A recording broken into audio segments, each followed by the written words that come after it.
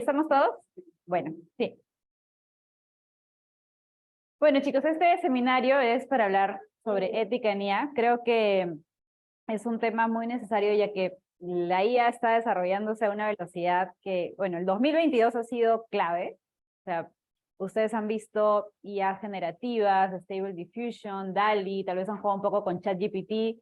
Y bueno, esto representa un gran reto, ¿no? Un gran reto para nosotros, los profesores, y para ustedes también como estudiantes que se están formando para a veces hacer tareas que en algún momento van a implicar usar una IA para hacerlas, ¿no? Ustedes aprendieron algo y tal vez la IA va a poder ayudarlos mucho en hacer ciertas cosas. Entonces, esa es una parte de lo que vamos a ver, pero inicialmente quiero hablar un poco más sobre los marcos éticos. Tal vez no sé si han llevado un curso de filosofía o de ética ya, ¿no? Tal vez tienen ya un poco de este contexto. Entonces vamos a hablar y recordar un poquito en reconocer las diferencias en culturas también, vamos a ver cómo hay diferencias por ahí, ejemplos, y qué hacemos, ¿no? Porque, bueno, no solo es cuestión de preocuparnos, sino también de tomar acción y ejecutar algunas cosas. Entonces, recordando un poco nuestras clases de filosofía y de ética, podemos recordar que moral es el conjunto de opiniones, decisiones y acciones que pueden ser catalogadas como correctas o incorrectas, ¿no?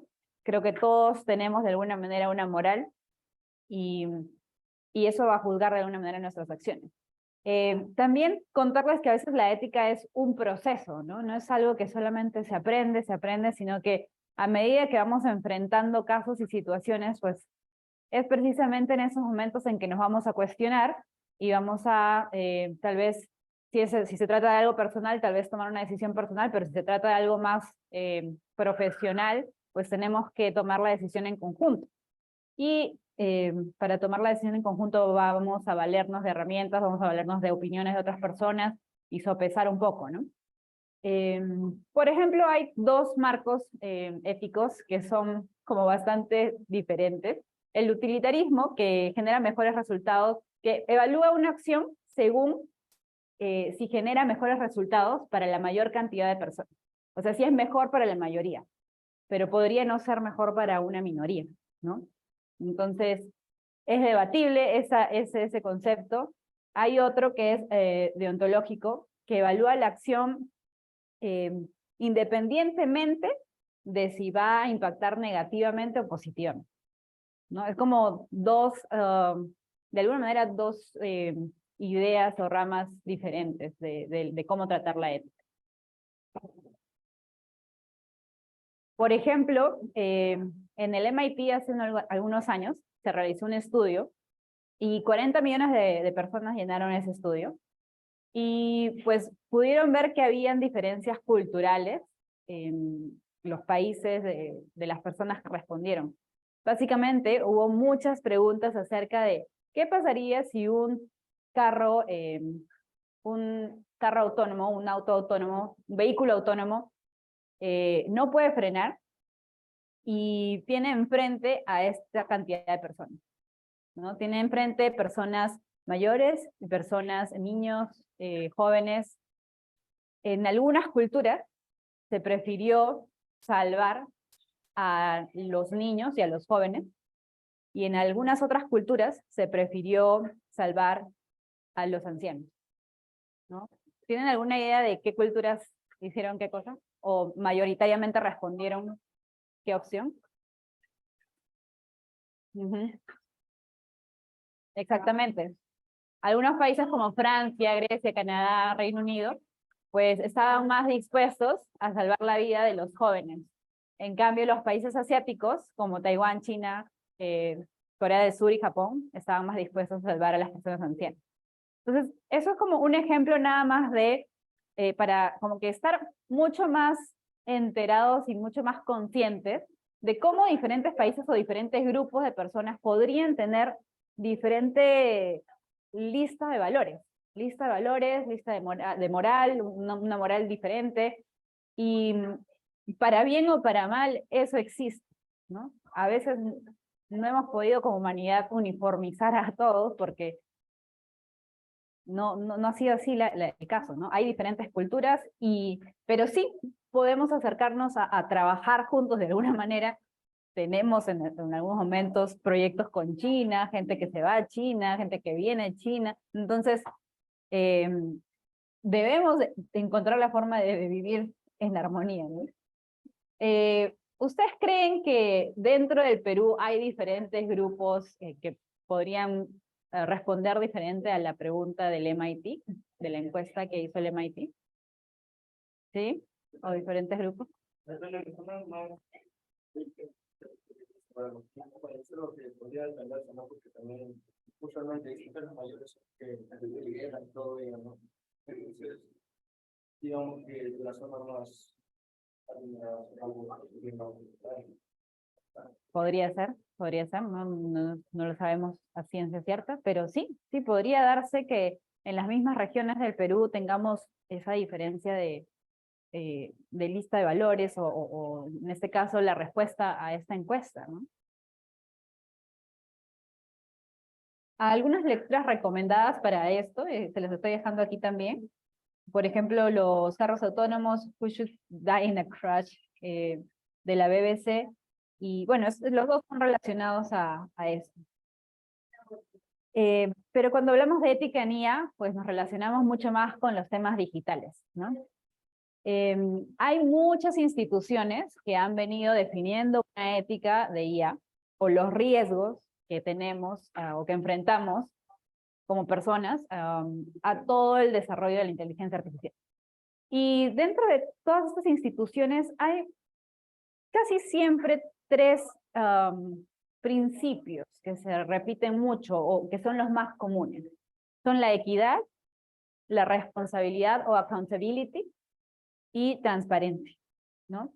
Seguramente hay algunos otros, en algunas otras frameworks, marcos o listas que las instituciones hagan, pero más o menos estas son las tres que más se repiten, las más comunes.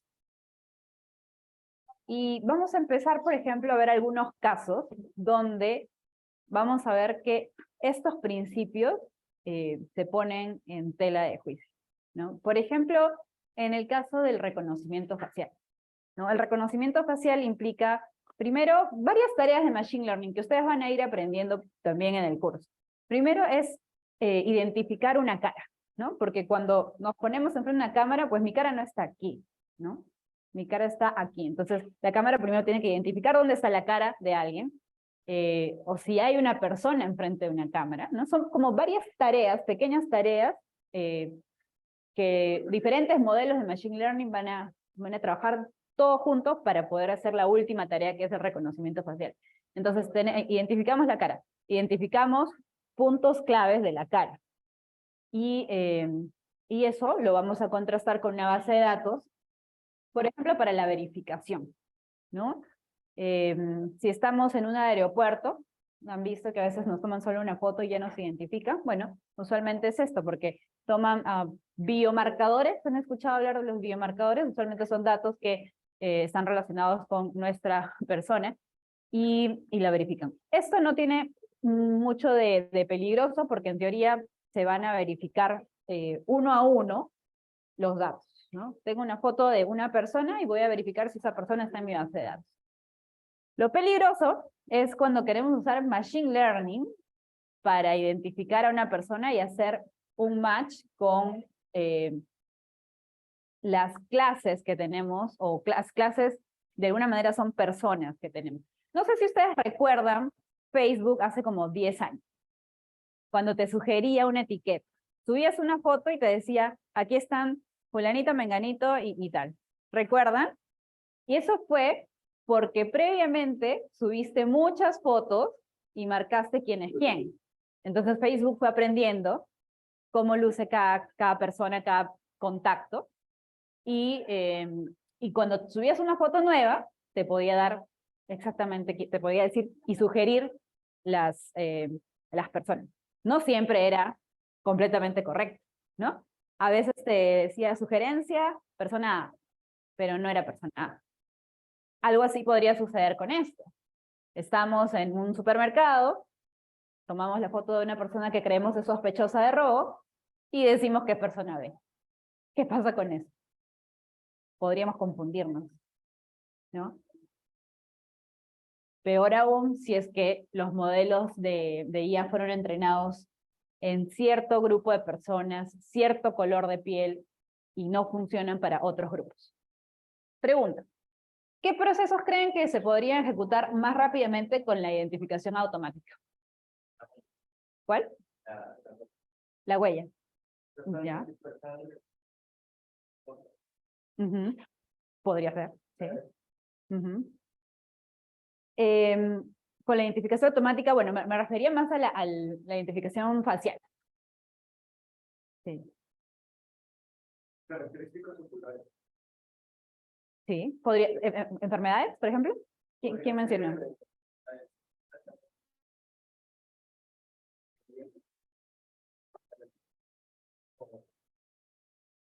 Para enfermedades, por ejemplo. Sí, ajá.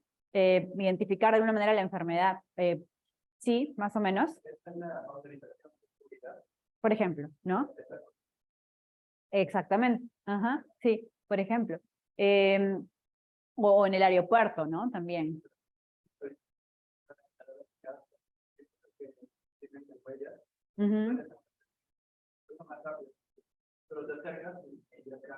Exactamente.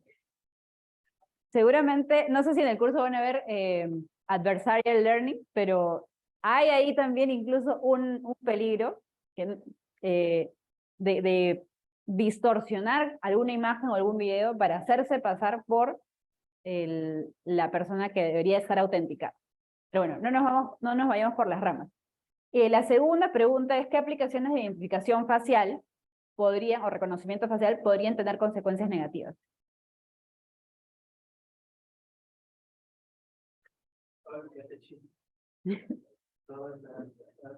Sé que pueden usar las cámaras para identificar, por ejemplo, cuando están congregaciones de personas que podrían ser potencialmente una protesta, tienen un algoritmo que cuenta la cantidad de personas en las clases, por ejemplo, y manda datos a la policía y identificar los comportamientos preventivos. Interesante, claro.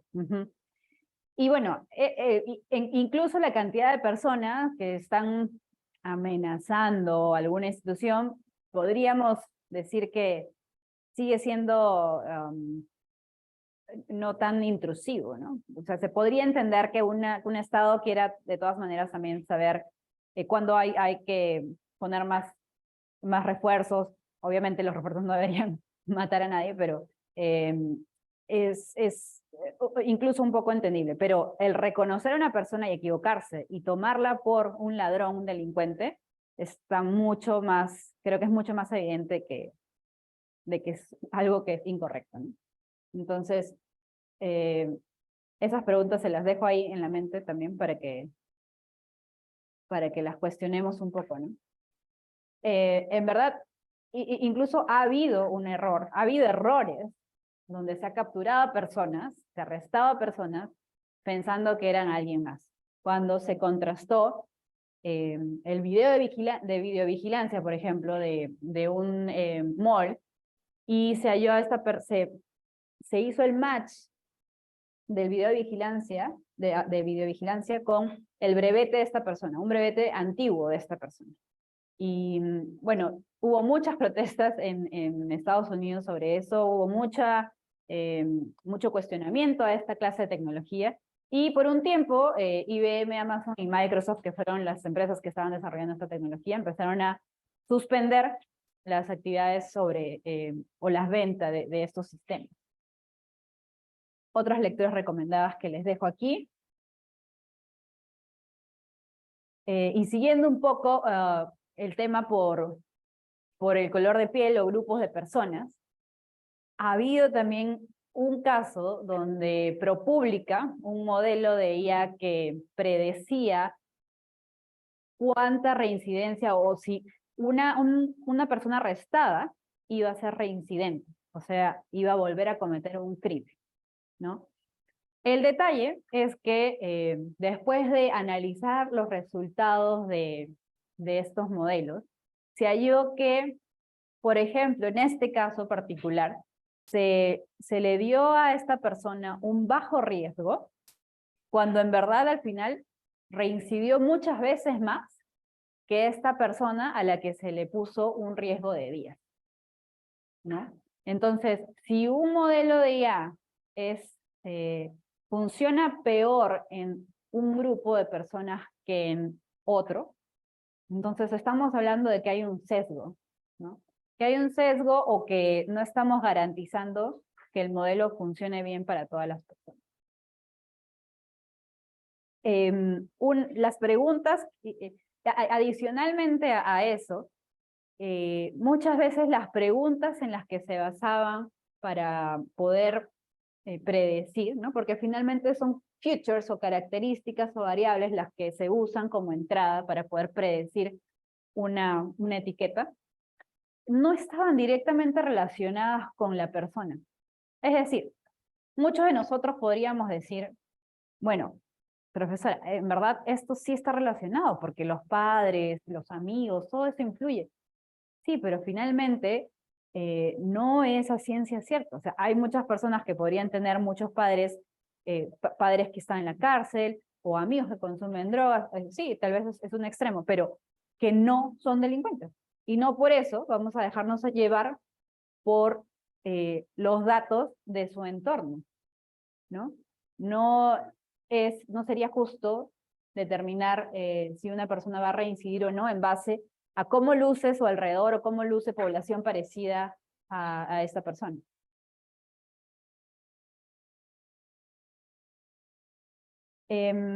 Otro caso que también fue muy sonado fue el caso de Amazon.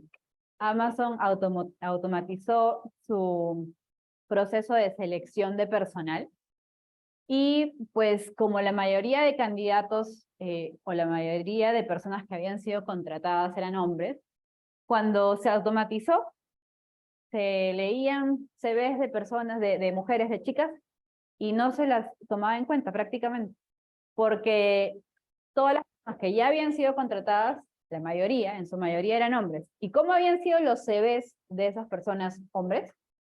Pues no mencionaban tal vez algún voluntariado, tal vez, ¿no? Estoy tal vez también dejándome llevar un poco por los sesgos, pero tal vez no mencionaban algún taller o un voluntariado, o algunas cosas que no suelen hacer las mujeres, los hombres, ¿no? Que tal vez suelen hacer más mujeres.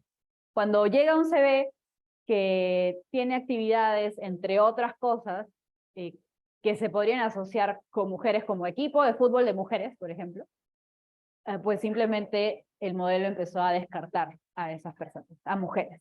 Entonces también Amazon se dio cuenta de ese sesgo que estaba teniendo para contratar a personas. Puede ser porque justamente esta idea de machine learning estás como que haciendo la fuerza, estás encontrando correlaciones, tú simplemente tienes un montón de características y tú sabes, estos son el tipo de personas que hemos contratado antes, tienen estas características, entonces estos postulantes, vamos a ver que la estructura de características que tanto se parece, y que se parece bastante, y que probablemente hayamos contratarlos y ya los hemos contratado antes. Exacto. Pero hacer eso no estás entendiendo cuál es el mecanismo, o sea, qué es lo que hace una persona un buen trabajador. Y eso requeriría un análisis, o sea, pensando, ¿no? O sea, mucho más profundo. Claro. No simplemente encontrar intentar encontrar correlaciones a la fuerza o algoritmo. Exactamente. Que mirar, ver, por ejemplo, cuáles son las características que tendría que hacer un experimento así ya con controles, para ver qué características predice la causa, no correlaciones, la causa del desempeño laboral. Creo que has dado en el clavo. O sea, la causa muchas veces no es lo que haya el modelo de Machine Learning. El modelo de Machine Learning va a analizar patrones que usualmente son correlaciones de datos, ¿no? Y no nos va a decir por ejemplo, en el ejemplo que teníamos en clase, ¿no? No nos va a decir que el sepal length es lo que origina que el sepal width sea más grande, ¿no? No nos dice eso, nos dice solamente que correlacionan en ser los dos más grandes, por ejemplo, ¿no? Por ejemplo, podría haber otro caso. Entonces, tan sencillo como eso, si lo llevamos a clasificar personas para ya sea castigarlas o beneficiarlas, porque también hubo un caso en que se benefició cierto grupo de estudiantes de Reino Unido, porque se tomaba un examen al fin de la etapa escolar, para poder permitirles ingresar a ciertas universidades. Y los colegios más adinerados, los estudiantes de colegios más adinerados en su mayoría, fueron destinados a universidades más prestigiosas. Y estudiantes de colegios más pobres no fueron considerados para eso. Entonces, no en su mayoría, pero mejor dicho, en las grandes proporciones, en porcentajes altos, ¿no? Entonces, básicamente, como decía Mauricio, ¿cierto? Como decía Mauricio, los modelos Machine Learning pueden a veces aprender por las razones incorrectas.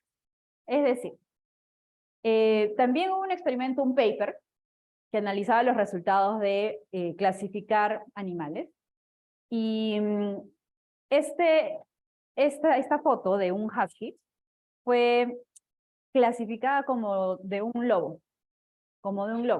¿Por qué? Por la nieve.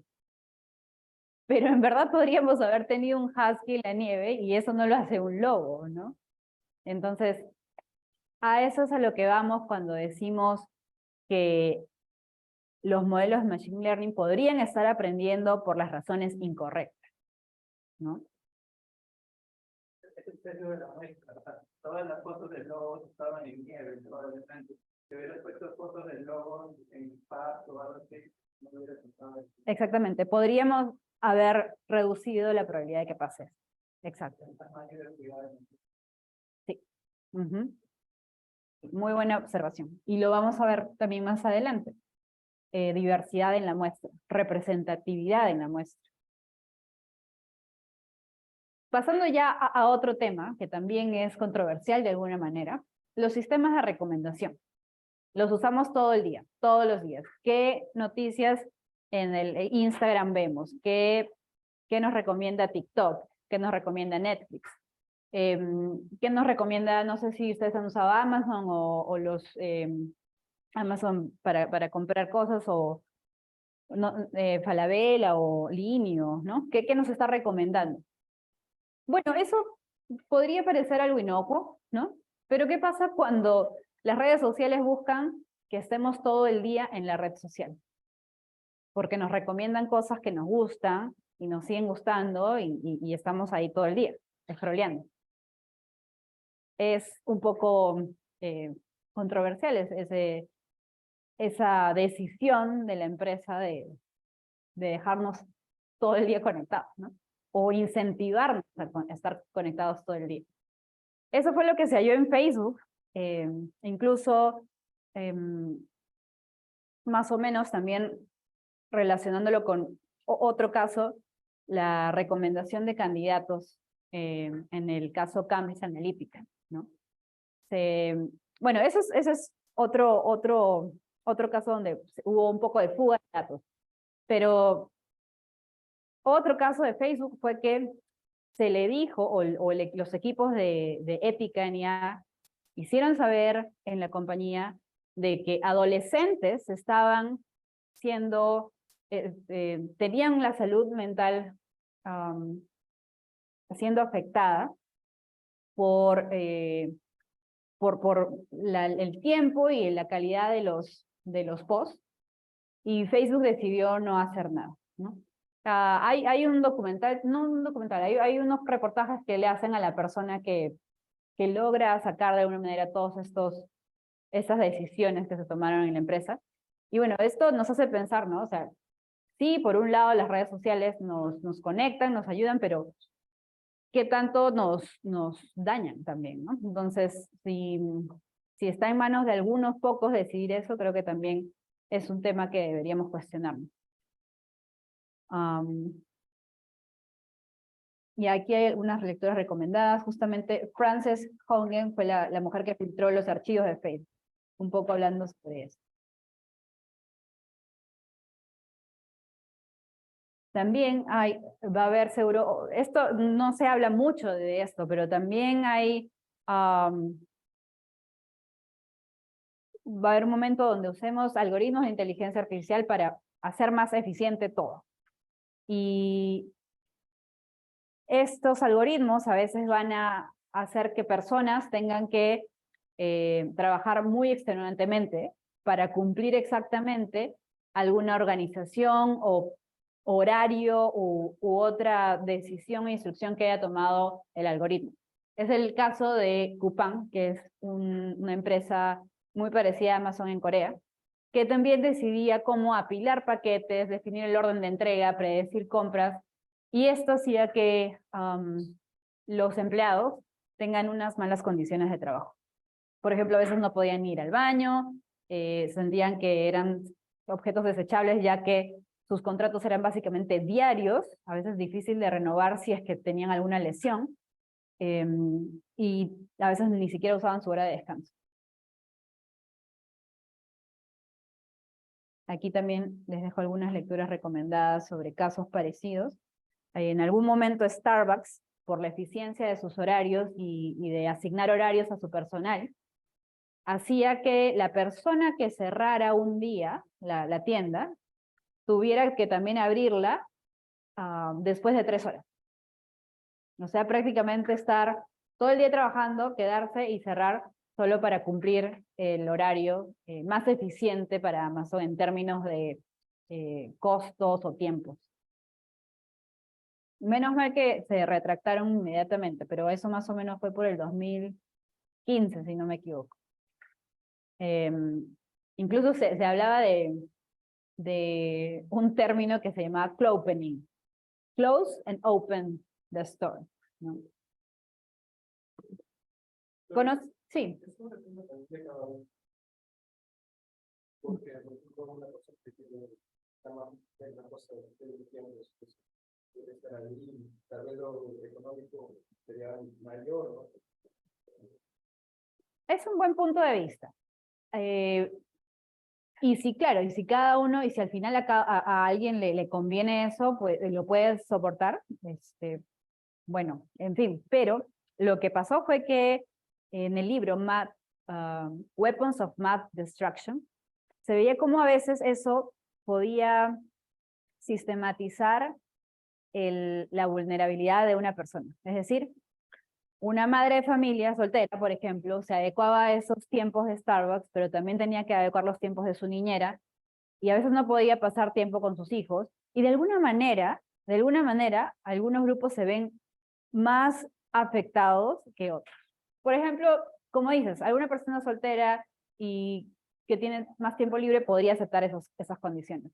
Pero a veces estas condiciones también siguen haciendo que personas que no tienen oportunidades para surgir sigan en el círculo de no tener oportunidades para hacer otras cosas, ¿no? Entonces, eso es lo que reportó este libro, ¿no? Justo les voy también a recomendar ese libro que habla de muchos casos, como el de Starbucks, como el de una escuela también, para decidir qué profesores son buenos y malos, también en base a algunos algoritmos. ¿Tienen ustedes o conocen o se imaginan en qué otros lugares se podría dar estar supeditados a los algoritmos y que tal vez estos nos requieran del personal algo muy extremo? ¿En Taiwán? Sí.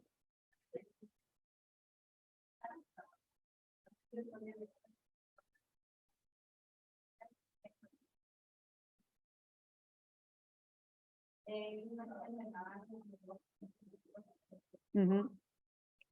Claro, y claro, eso ha pasado antes, ¿no? Ha pasado antes sin los algoritmos de inteligencia artificial también. Pero el detalle es que cuando usamos inteligencia artificial, escalamos todo, ¿no? Hacemos que todo eso se pueda, que los horarios que antes alguien lo hacía y en una oficina pasaban tal vez esas cosas, si usamos algoritmo de IA para todas las oficinas de alguna compañía, entonces escala. Y esa es una característica de la IA, nos ayuda a escalar y llegar a más casos, personas o de lo que sea que esté viendo la institución que esté manejando un algoritmo. Bueno, pero entonces, ¿qué hacemos? No todos no todas son malas noticias, ¿no? Hay formas en las que podemos reducir el riesgo de tomar estas decisiones. Y más concretamente tenemos que introducir cambios en el diseño de las soluciones que creamos. Primero, por ejemplo, cuando definimos un problema, tenemos que saber exactamente qué es lo que queremos optimizar. Por ejemplo, en el caso de los créditos que un banco otorga, ¿podríamos querer optimizar el número de personas que tienen créditos? ¿O podríamos querer optimizar los de deuda que llega a cobrar el banco? ¿O minimizar el número de morosos? ¿Qué es lo que se quiere, no? Según eso, seguramente se van a hacer diferentes estrategias, diferentes campañas para ofrecer créditos, tarjetas de crédito. Otro punto importante de la etapa de la definición del problema es, por ejemplo, ¿quién define qué optimizamos? ¿No? Si es un grupo reducido de matemáticos, tal vez no se van a dar cuenta de ciertas cosas. Si es un grupo reducido de economistas, tal vez no se van a dar cuenta de otras cosas. Por eso es muy importante trabajar en grupos multidisciplinarios o interdisciplinarios, ¿no? Porque cada profesional o cada experto puede traer a la mesa ciertos temas para discutir o ciertos criterios que se pueden tomar en cuenta en el diseño de una solución.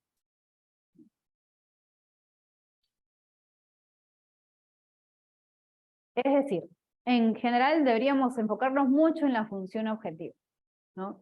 Y el trabajo multidisciplinario, como les decía. Luego, como dijo Mauricio, en la recolección de los datos, ¿no? Si no aseguramos que tenemos representatividad, entonces probablemente vamos a dar predicciones incorrectas. ¿Qué pasa si en el ejemplo anterior la clase virgínica era una clase que necesitábamos porque es base para una medicina, ¿no? Entonces, si no reflejamos los datos correctamente, podríamos estar tomando o haciendo predicciones incorrectas. Nuestro modelo, tal vez este modelo de Machine Learning, es el que menor número de errores nos da, en general, para las 3 clases. Pero afecta más a la clase virgínica, ¿no? Algo así pasa con los modelos que utilizamos para otros casos. ¿Qué pasa, por ejemplo, con los modelos que a veces reconocen nuestra voz cuando hablamos a bancos, operadores de telefonía, o distintas otras compañías? ¿Han visto que a veces no los reconocen? ¿No? ¿Por qué creen que es eso?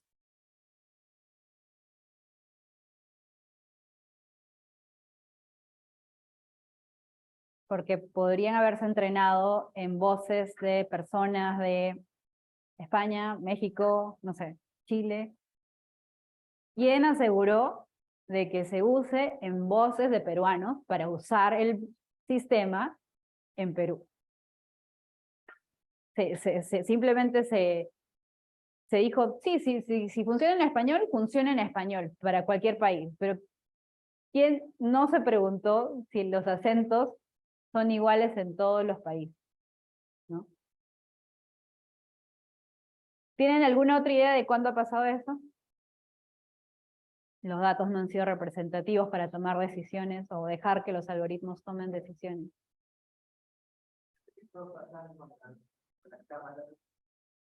Los smartphones, por ejemplo, de las empresas que utilizan empresas asiáticas, y cuando tú tomas las fotos, ellos al toque automáticamente calibran su posición y todo, y están calibrados para tonos de piel claros. Entonces, las personas morenas siempre les ponen la piel más clara de los que en verdad son, porque obviamente las muestras de datos están hechas con personas de piel clara. Exacto, exacto. Por ahí querían decir otro caso, creo. ¿No? Bueno, Y a veces se ha tomado en cuenta, por ejemplo, el lugar donde vive una persona, para poder asignar o estimar cuánto va a deber la persona o cuánto gana la persona. Entonces, en la recolección de datos no solamente tenemos que asegurarnos de que represente a todas las personas o los usuarios que en el futuro van a usar el sistema, sino que también no haya sesgos, ¿no? Y los sesgos son algo que a veces lo tenemos muy, muy dentro de nosotros, ¿no? Es difícil que nos deshagamos un poco de los sesgos, uno mismo, ¿no? Sin que haga el esfuerzo de que realmente, de pensar en cuáles son los sesgos en los que estamos cayendo. O sea, hay que hacer un esfuerzo, les digo, porque es bastante difícil. A veces uno mismo, o sea, yo que veo mucho de estos temas, también tengo muchos sesgos muchas veces. Entonces, a pesar de ser muy consciente de esto, los tenemos. Entonces, cuando se trabaja en soluciones así, hay que hacer el esfuerzo para ver cuándo estamos cayendo en sesgos, ¿no? Y bueno, en la preparación de los datos, como habíamos también ya dicho, a veces hay variables correlacionadas que podríamos querer eliminar. Por ejemplo, estas variables son críticas, ¿no? Sexo, procedencia, como les había dicho, en el caso de Amazon, obviamente no miraban el sexo de la persona para contratarla o no, pero las palabras o las actividades de esas personas tal vez estuvieron muy relacionadas al sexo e hicieron que de todas maneras se caiga en el sesgo.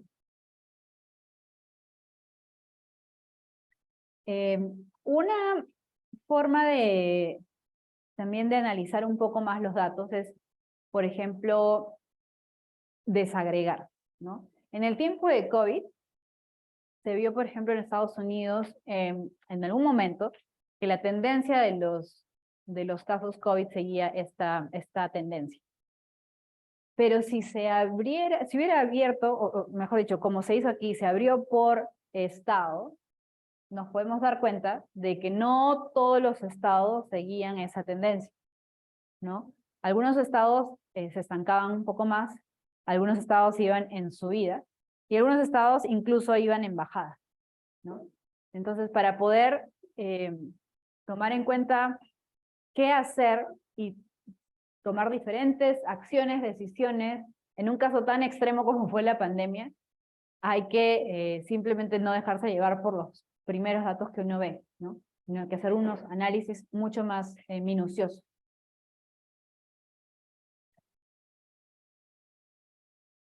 Otra forma de poder reducir el error en los datasets es que seamos muy transparentes, y eso tiene que ver con el principio que veíamos inicialmente, muy transparentes en qué datos han alimentado nuestro modelo. Por ejemplo, si fueron de qué países, en el caso de los sistemas de reconocimiento de voz, por ejemplo, ¿no? Sincerar y transparentar en voces de qué personas, de qué países fueron entrenados los modelos. Entonces, así cualquier persona que venga y encuentre el modelo puede saber qué es lo que le falta, ¿no? No solamente usarlo, sino que también sabe qué es lo que le falta y cómo mejorar. Estos datasheets for datasets fue un paper, dame un segundito, fue un paper sugerido por la investigadora Timmy Gebruth, y también hay un paper sobre esto que ustedes pueden ahondar un poco más. Sí.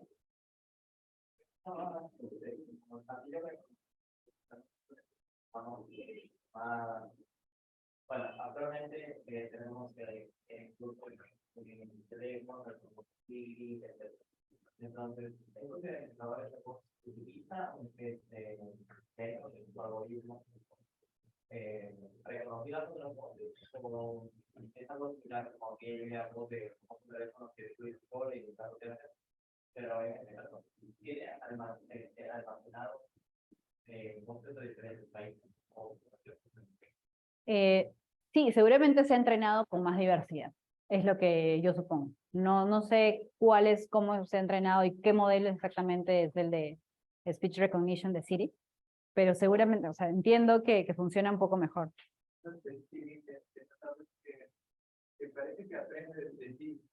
O sea, porque yo recuerdo que no me reconocía para nada de esto, pero después de un tiempo sí, pero reconoce tu acento. Y era en inglés, que reconocía mi acento a los de inglés. Claro. Interesante. No estoy segura si es porque hay un modelo como personalizado que va aprendiendo, o si en general las nuevas versiones del modelo toman en cuenta personas con acentos diferentes, que su lengua. Exacto, exacto. Me parecería que es más eso, pero podría ser que ya también esté aprendiendo en sí mismo, en el modelo de tu teléfono. Podría ser. Y bueno, de lo que les hablaba un poco al inicio, la IA generativa, esto, como les decía, va a traer muchos retos y va a impactar significativamente en nuestras vidas, ¿no? Cuando ya lo bueno o malo de Perú es que no estamos totalmente digitalizados, que es por un lado algo que nos detiene a hacer muchas cosas. Hay muchas pymes y MIPES que no tienen todos sus sistemas digitalizados, que todavía tienen, hacen sus cálculos o datos en hojas de Excel o en papel. Entonces falta automatizar varias cosas ahí, donde nosotros podemos entrar a ser más eficiente o a ser más productivas, ¿no? Esos procesos de la gestión de los datos. Pero una vez eso, pasemos eso, como les decía, en Perú, eso es algo que podría ser bueno o malo, pero una vez tengamos eso, pues los datos van a estar disponibles para poder empezar a entrenar más modelos de IA que incluso añadan más eficiencia a lo que ya se puede obtener automatizando algunas cosas, ¿no? Entonces va a haber un impacto en los trabajos, y algo que he escuchado que me gusta mucho es, o que rescataría, no que me guste, pero rescataría, es que algunos trabajos, la IA no va a reemplazar o podría reemplazar a algunas personas, pero no va a reemplazar a las personas que saben usar la IA en su trabajo, ¿no? Entonces, si nosotros, eh, sean los profesionales que sean, ¿no? Abogados, arquitectos, si sabemos usar herramientas de IA para hacer nuestro trabajo, vamos a sacarle el potencial, ¿no? Pero de todas maneras, también surgen algunos otros cuestionamientos, ¿no? Porque si ya tenemos IA que genere, dibuje, pinte, haga música, haga poemas, entonces, ya, ¿qué hacemos nosotros, no? Yo creo, y esto ya es más una opinión, que el arte es una forma de expresarnos, de expresarse. El humano, la persona se expresa mediante el arte, y si nos quitan eso, pues nos quitan la forma de expresarnos. Entonces, yo creo que eso de todas maneras tenemos que tenerlo, ¿no? No podemos simplemente dejar que todo lo haga la IA, porque eso es una forma de sanar de alguna manera también. Sí.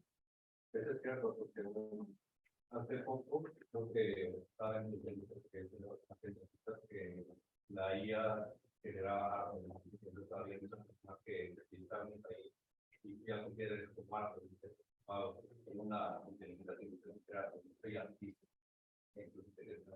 Y lo que es artistas que tomaron mucho de dibujar con todo el detalle que tienen para pintar. ¿Qué opinan de los respecto de que se consideran artistas por todo el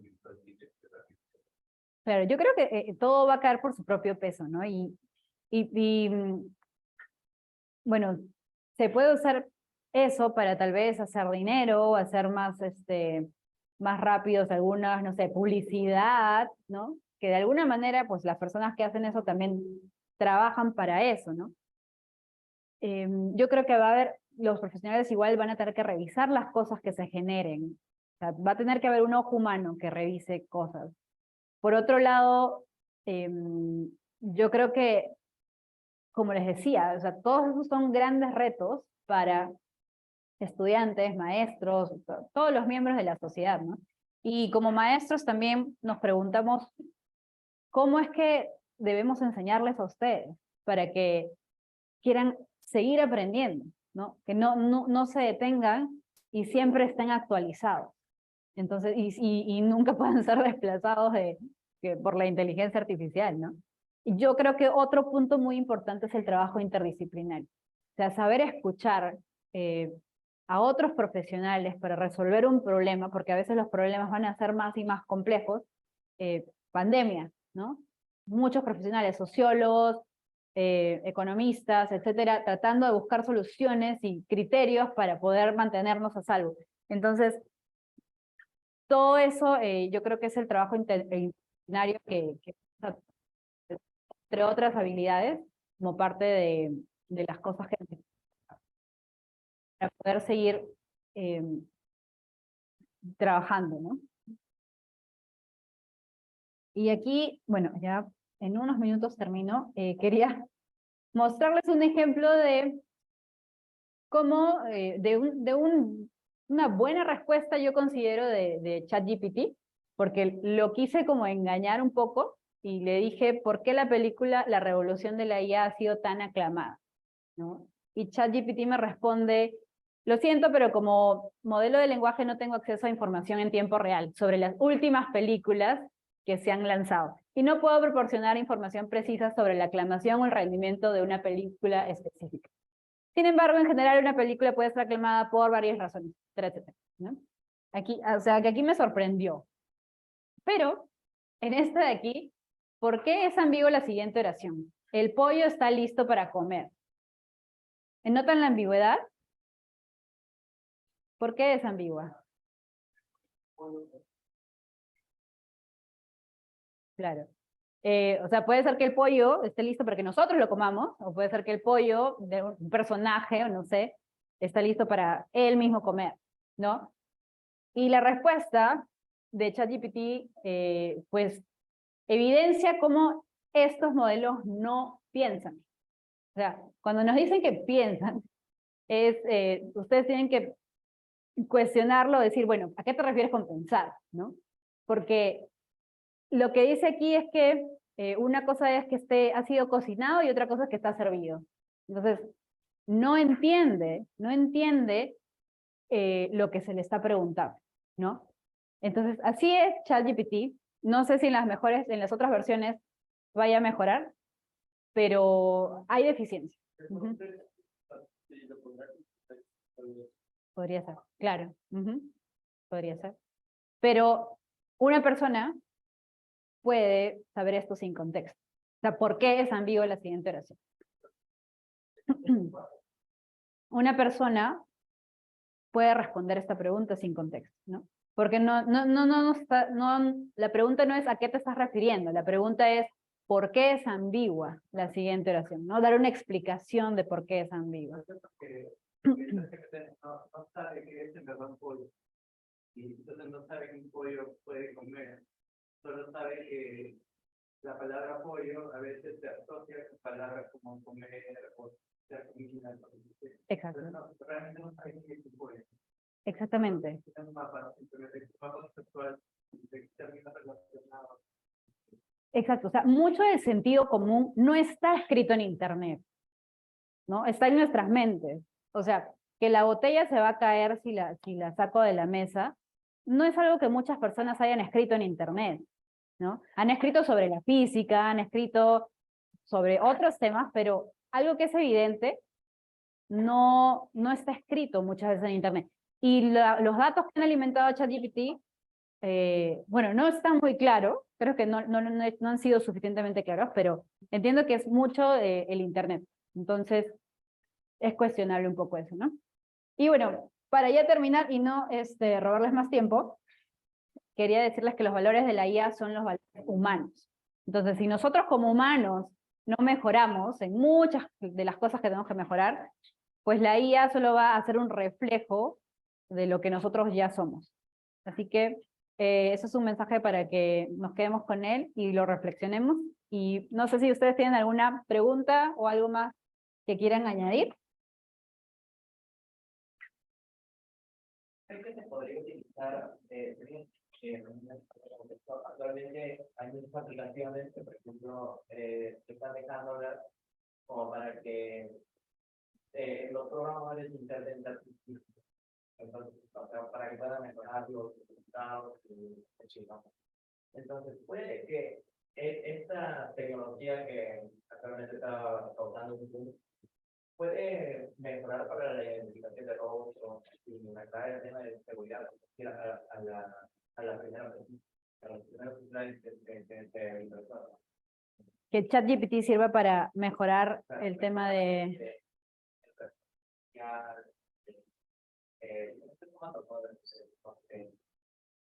puedan ser automatizados.